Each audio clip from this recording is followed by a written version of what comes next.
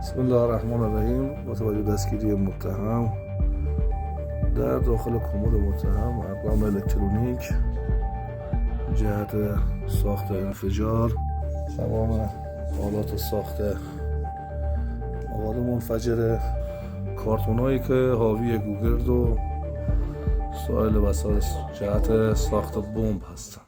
از 10 سال پیش شاید بیشتر توی اینترنت گشتم دنبال آموزشات. توی خیلی جا پیدا کردم. یه سایتی بود آنارشیست همچین چیزی. به همون اسمم ذخیره کردم فایلاشو. اون آموزش ساخت مواد منفجره میداد.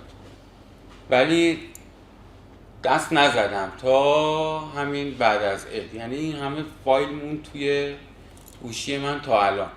رفتم از لوازم آزمایشگاهی خریدم، اطلاعات میگرفتم که تمرین کنم اون وسایل انفجاری رو درست کنم. چیا بود اون وسایل انفجاری؟ دینامیت‌های دستساز ظرفی سرنجی بوده که درست میکردم. بعد داخلش باروت سیاه قاطی میکردم، داخلش پودر نیترات قاطی میکردم، نیترات سرخ که جرقه بزنم به سقف طرفه. هر رو با یه چیزی امتحان میکردم، فیلم میگرفتم ببینم چه فرقی کرده. آزمایش رو انجام میده قشنگ؟ آره، آزمایش ها رو تو بیابون انجام میدادم. بجاری که انجام میدادم تو بیابون فیلم میگرفتم، صحنه واسطه گذاشتم، قشنگ انفجارشون تماشا کردم، به اون دوتا هم نشون دادم.